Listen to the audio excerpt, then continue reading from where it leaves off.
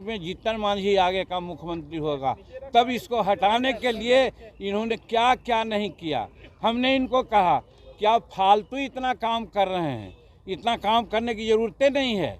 2005 में आपने हमको मंत्री बनाया था और लोगों ने कहा कि एक दागी मंत्री आ गया है, तो 4 घंटा के अंदर हमने इस्तीफा दे दिया था।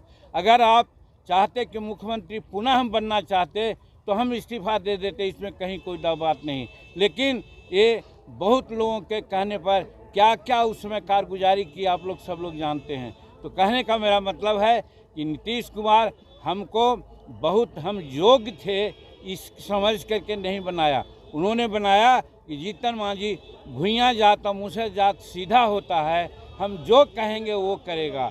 लेकिन हम 9 महीना में जो किया आपके सामने है। और आज जब हम विधानसभा में आरक्षण पर बोलने की बात किया, हम अगर न बोलते तो कौन बोलता।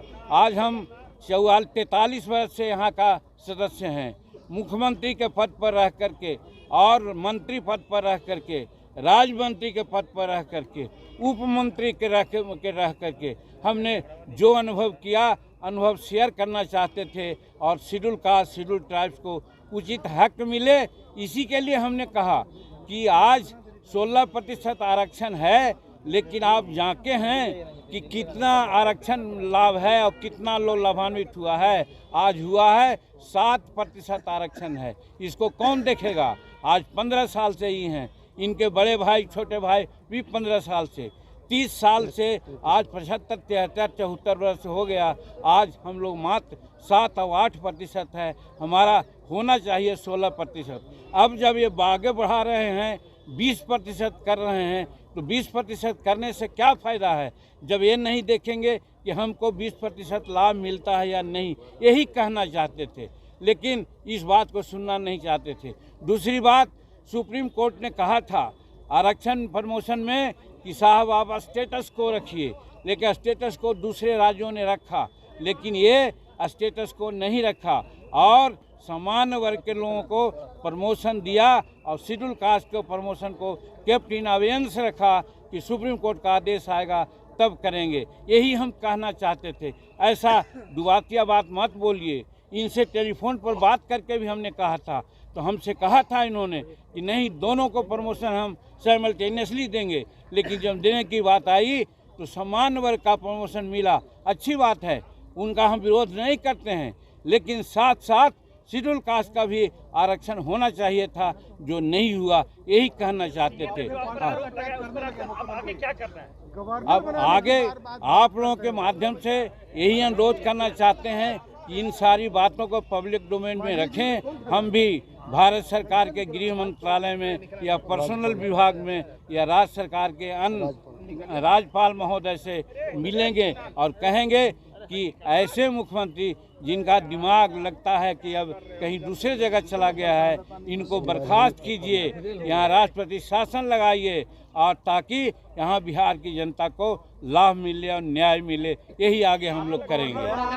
हाँ, एक बात और ये बार बार कहते हैं, 2017 में यही नीतीश कुमार कहे थे, मांझी जी आप लोगों के बारे में सोचा गया है। उस समय एनडीए में थे, तो हमने कहा था कि हाँ हमारे बारे में सोचा गया है, मालूम है, हमको गवर्नर बनाया जा रहा है। हम गवर्नर के पद पर नहीं जाएंगे, कोल्ड स्टोरेज में नहीं जाएंगे, हम पब्लिक में रह करके लोगों से काम करेंगे। और हम जब नहीं बने तो आज सत्यदेव नारायण आर्य वहाँ के राज्यपाल 2 जगह बनाए गए।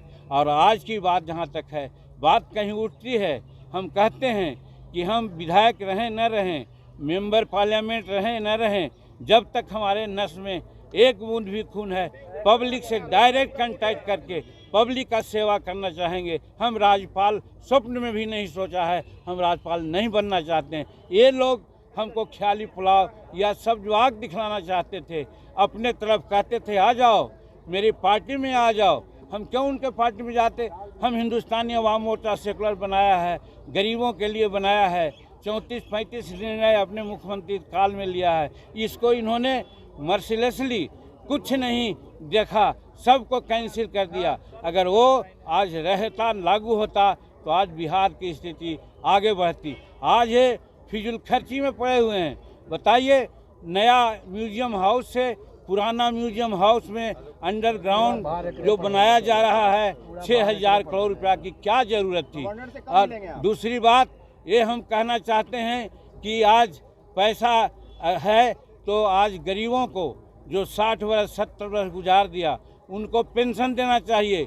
अगल बगल के लोगों को 1,000 रुपया, 1,500 रुपया और 2,000 पेंशन मिलता है।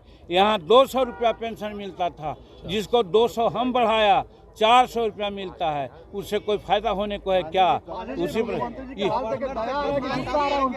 नहीं, हमको दया आ रही है उनके दिमागी की स्थिति को देख करके कि जो आदमी 15 साल 18 साल मुख्यमंत्री बिहार के रहने का काम किया, आज इस स्थिति में आ गए कि अपने अस्तित्व को भी वो न समझ रहे हैं। और कल ही 3 दिन पहले 2 दिन पहले महिलाओं के बारे में क्या कहा, समूचे दुनिया थू थू कर रही है। यही आप समझ सकते हैं कि इनका दिमागी की स्थिति क्या है।